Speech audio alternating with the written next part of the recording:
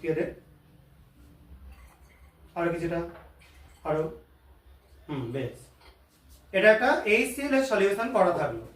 এটা একদম পুরো কালারলেস, কোনো রকম কোনো বর্ণ নেই, স্বচ্ছ। এবার এটার মধ্যে আমরা যোগ করব কিছুটা লিটমাস সলিউশন। আমি মৈনাককে বলছি লিটমাস সলিউশনটা অ্যাড কর। এটাকে হাতের মধ্যে তুলে নেবে, তুলে নেওয়ার পর তার মধ্যে লিটমাসটা যোগ করবে, ঠিক আছে? চলো হাতে তুলে নাও, লিটমাস যোগ করো। এটা দেওয়া হচ্ছে ব্লু লিটমাস।